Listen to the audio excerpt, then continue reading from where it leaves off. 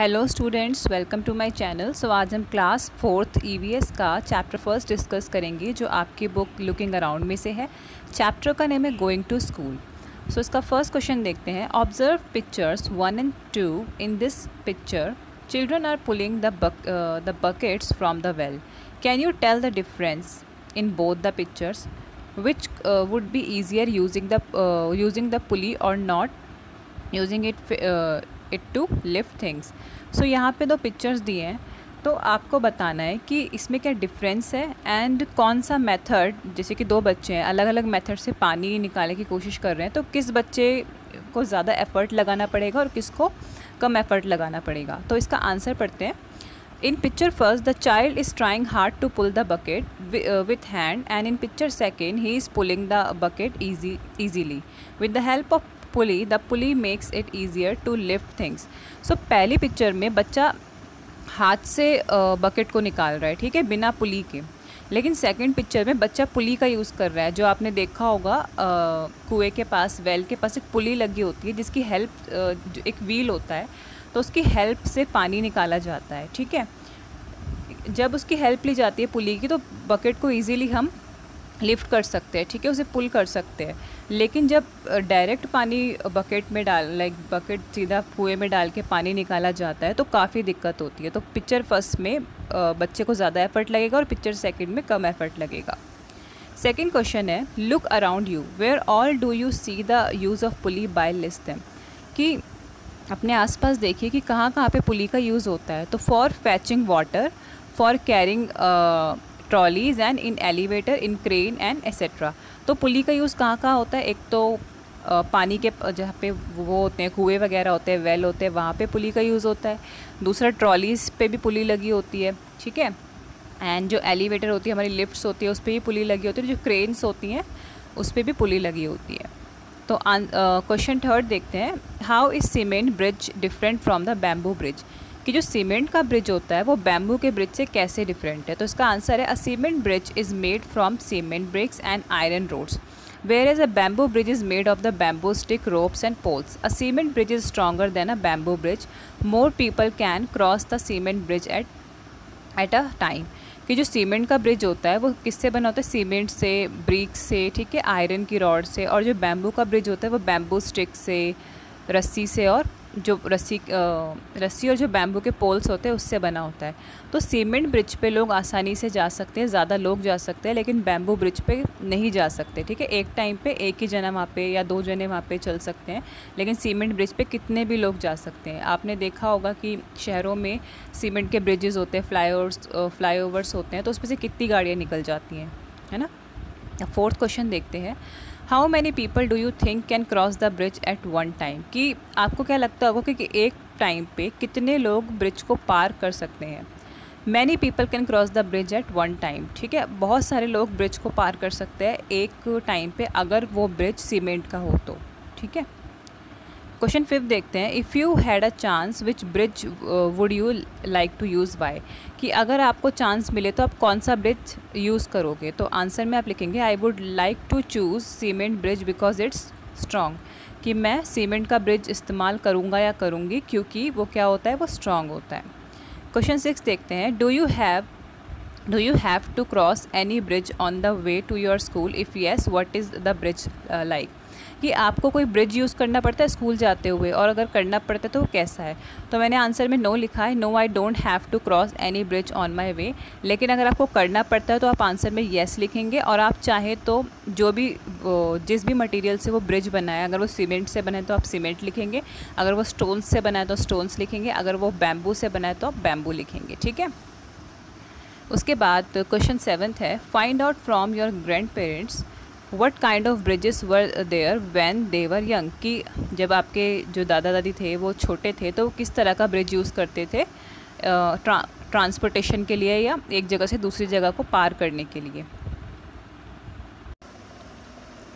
तो आप लिख सकते हैं इसके आंसर में कि they used to use wooden bridge, कि जब वो छोटे थे तो वो लकड़ी के ब्रिज का इस्तेमाल करते थे।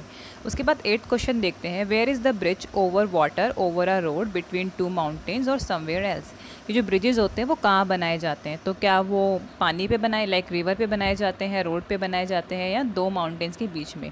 तो यस, ये जो ब्रिजेज़ होते हैं ये इन ऐसी ही जगहों पे बनाए जाते हैं जहाँ पे किसी चीज़ को क्रॉस करना पड़ता है हमें, जैसे कि रिवर को क्रॉस करना पड़ता है तो रिवर पर ब्रिज बनाए जाते हैं। रोड होता है हमारा, उसे क्रॉस करना पड़ता है जब व्हीकल्स ज़्यादा हो जाते हैं रोड पे, तो ब्रिजेस बनाने पड़ते हैं ताकि आधे व्हीकल्स ब्रिजेस पे से जा सकें।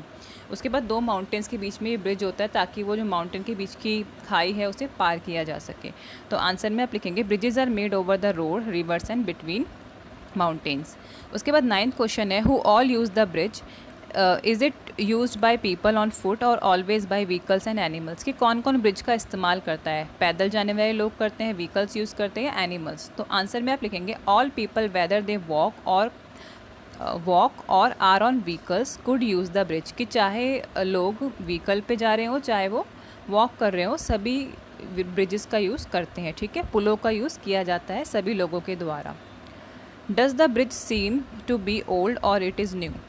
अच्छा हाँ, ये आपकी एक्टिविटी बेस्ड क्वेश्चन है, तो आपके उसमें ना आपको ये खुद से करना था, बट मैंने इसके आंसर लिख दिए हैं, जैसे कि आपको अपने आसपास के किसी ब्रिज को ऑब्ज़र्व करना था एंड उसके अकॉर्डिंग आपको आंसर लिखना था। तो क्वेश्चन 10 देखते हैं, does the bridge seem to be old or new, कि जो आपके आसपास का ब्रिज है वो क्या नया है या पुराना है। तो आप आंसर में लिख सकते हैं it is an old bridge, क्योंकि अगर ब्रिज पूरा बना हुआ है, ठीक है, तो वो पुराना ही होगा।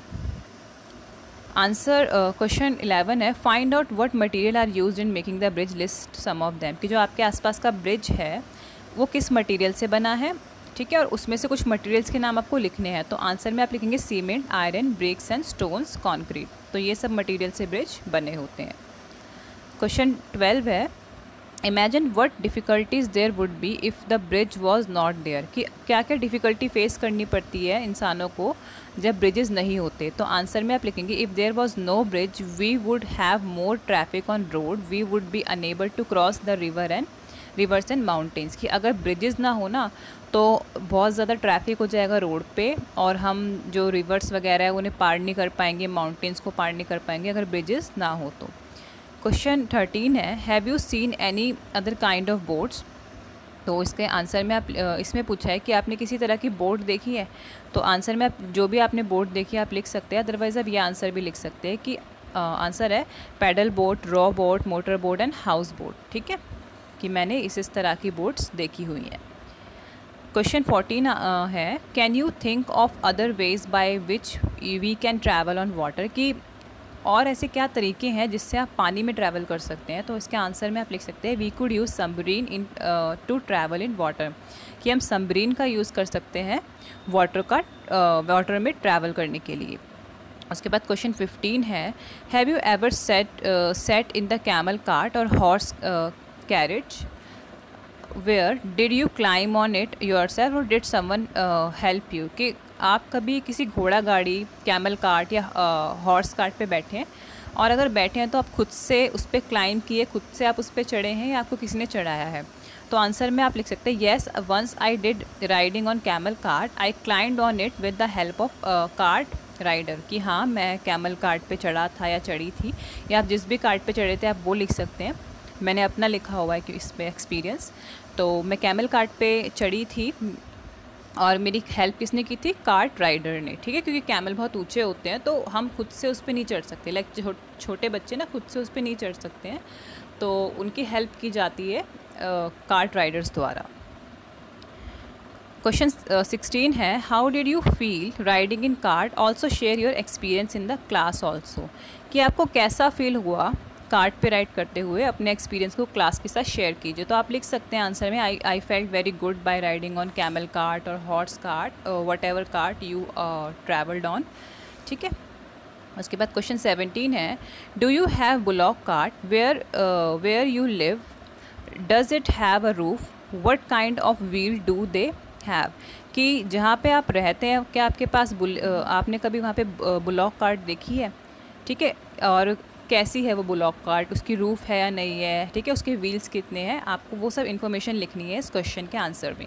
तो आंसर पढ़ लेते हैं एक बार। I live in a city area, here we don't have bullock cart but in my village area there are many bullock cart could be seen. कि मैं सिटी एरिया में रहता हूँ या रहती हूँ, इसलिए मैंने बुलॉक कार्ट को इतना नहीं देखा, बट हाँ विलेज एरिया में बुलॉक कार्ट को बहुत यूज़ किया जाता है, ठीक है, बहुत इजीली दिख जाती है। तो बुलॉक कार्ट में रूफ़ होती है, ठीक है, जिस बुलॉक कार्ट में ट्रैवल करते हो उस पर रूफ़ होती है, ऊपर कवर होती है वो। एंड बुलॉक कार्ट के कितने व्हील होते हैं, उसके 4 भी व्हील हो सकते हैं, उसके 2 व्हील भी हो सकते हैं, उसके 3 व्हील्स भी हो सकते हैं, ठीक है, डिपेंडिंग अपॉन कि वो कितनी बड़ी है। क्वेश्चन 18 है, can you ride a bicycle, if yes who taught you to ride. कि आपने कभी बाइसिकल का इस्तेमाल किया है, और किया है तो आपको किसने सिखाया। तो आंसर में आप लिखेंगे yes I can ride bicycle, my father taught me to ride bicycle. कि भाई हाँ मैंने बाइसिकल का इस्तेमाल किया है और मुझे किसने सिखाया बाइसिकल चलाना, मेरे फादर ने। क्वेश्चन 19 है, how many children come on bicycle to your school. कि कितने बच्चे हैं जो आपके स्कूल में बाइसिकल से आते हैं। तो आंसर में आप लिख सकते हैं 30 children come on bicycle in our school. कि भाई 30 बच्चे ऐसे हैं जो हमारे स्कूल में बाइसिकल से आते हैं। आप चाहे तो कम भी लिख सकते हैं, ज़्यादा भी लिख सकते हैं, डिपेंडिंग अपॉन कि आपके स्कूल में कितने बच्चे बाइसिकल या साइकिल से आते हैं। क्वेश्चन 20 है, do you have such vehicle in your area. कि आपके पास व्हीकल है इस तरह का, लाइक साइकिल टाइप व्हीकल या कुछ ऐसा व्हीकल जो रिक्शा जैसा हो। तो येस आप लिख सकते हैं। एंड क्वेश्चन 21 में पूछा है, what do you call them in your area. अच्छा, ये भी एक एक्टिविटी बेस्ड क्वेश्चन था जो आपकी बुक में से ही है, ठीक है। तो इसका आंसर भी आपको आसपास के ऑब्जर्वेशन से देना था। तो जैसे कि इसमें एक टाइप ऑफ व्हीकल पूछा है, like rickshaw type of vehicle आपके एरिया में है, तो आप लिख सकते हैं येस है क्वेश्चन नंबर 20 में। एंड क्वेश्चन नंबर 21 में आपसे पूछा है, what do you call them in your area. कि आप अपने एरिया में उस रिक्शा जैसे व्हीकल को क्या बोलते हैं, ठीक है, या इलेक्ट्रिक व्हीकल का भी पूछा है इन्होंने, तो ई रिक्शा आप लिख सकते हैं। फिर क्वेश्चन नंबर 22 है, would you like to ride in something like this, why. तो आंसर में आप लिखेंगे yes I like to ride on them because they run on electricity and cause no pollution. कि हाँ मैं इस पर राइड करना चाहता हूँ या चाहती हूँ, क्योंकि ये इलेक्ट्रिसिटी पे चलते हैं एंड कोई भी पॉल्यूशन इनसे नहीं होता। मतलब कि इसमें इस एक्टिविटी बेस्ड क्वेश्चन में जो 20 से 22 तक है, इसमें ये आपसे ये पूछा है कि आप किसी ऐसे व्हीकल के बारे में जानते हैं जो पॉल्यूशन ना करता हो, है ना, जिसका ग्रीन हाउस एमिशन ना हो, पॉल्यूशन ना हो, या जो इलेक्ट्रिसिटी पे चलता हो।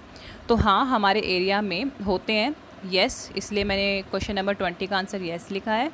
एंड क्वेश्चन नंबर 21 में उसका नाम पूछा है, तो आप ई रिक्शा लिख सकते हैं, आप इलेक्ट्रिक स्कूटी लिख सकते हैं, इलेक्ट्रिक कार लिख सकते हैं, जो भी आपने देखी हो अपनी लाइफ में जो इलेक्ट्रिसिटी से चलती है, जिससे पॉल्यूशन नहीं होता, आपको वो लिखना है यहाँ पे। उसके बाद क्वेश्चन नंबर 22 में आपसे पूछा है, would you like to ride in something like this. कि आप चाहेंगे ऐसी किसी व्हीकल पे बैठना जो इलेक्ट्रिसिटी से चलता हो, जो पॉल्यूशन ना करता हो। तो येस आप लिख सकते हैं, yes I like to ride on them because they run on electricity and cause no pollution. कि हाँ मैं उस पर बैठना चाहूँगा या चाहूँगी क्योंकि उससे पॉल्यूशन नहीं होता और इलेक्ट्रिसिटी से चलती हैं वो। उसके बाद क्वेश्चन नंबर 23 है, can you tell why it is called jugaad. अच्छा, अभी आपने अपने चैप्टर में जुगाड़ के बारे में पढ़ा होगा, ठीक है। जुगाड़ गाड़ी एक तरह की गाड़ी है, एक तरह का व्हीकल होता है, उसके बारे में अपने चैप्टर में पढ़ा होगा। तो आपको उसके अकॉर्डिंग आंसर करना है जो भी आपने चैप्टर में पढ़ा है, कि आप कोई रीज़न देना है कि जुगाड़ को जुगाड़ क्यों बुलाते हैं। तो आंसर में आप लिखेंगे, jugaad means something that is made to serve a purpose on temporary basis. Jugaad, which is used as a mean of transport in Gujarat, makes use of waste material. The front part of motorcycle is attached to the wooden plank and that are used to make the carriage at the back. A jugaad is used to carry passenger from one place to another. कि भाई जुगाड़ उसको इसलिए बुलाया जाता है, आपने chapter में पढ़ा होगा जुगाड़ के बारे में, कि जुगाड़ उसको इसलिए बुलाया जाता है क्योंकि जुगाड़ का मतलब होता है कुछ भी टेम्परेरी बेसिस पर यूज़ करने वाली चीज़ को हम जुगाड़ बोलते हैं। जुगाड़ का कहाँ पे फेमस है, कहाँ पे ये वाला व्हीकल चलाया जाता है, गुजरात में ट्रांसपोर्टेशन के लिए यूज़ किया जाता है। और ये किससे बनाया जाता है जुगाड़, वेस्ट मटेरियल से। जैसे कि आगे का हिस्सा मोटरसाइकिल का होता है, पीछे वुडन प्लैंक लगे होते हैं उसमें, ठीक है, पीछे पूरी कार्ट लगी होती है जिसमें पैसेंजर्स बैठते हैं, तो इस तरह से जुगाड़ को बनाया जाता है टेम्परेरी बेसिस पे सर्विसेज देने के लिए ट्रांसपोर्टेशन की। और कहाँ पे फेमस है ये? गुजरात में। तो स्टूडेंट्स अभी के लिए हम इतने क्वेश्चन डिस्कस करेंगे। इसका सेकंड जो पार्ट होगा इस वीडियो का, उसमें हम बाकी बचे हुए क्वेश्चन डिस्कस करेंगे। अदरवाइज़ अगर मैंने इसी में कर दिया तो वीडियो बहुत लंबी हो जाएगी। ओके, तो मैं आपसे मिलती हूँ इसके सेकंड पार्ट में। जब तक के लिए आप इन सब क्वेश्चंस को समझ लीजिए, नोट डाउन कर लीजिए।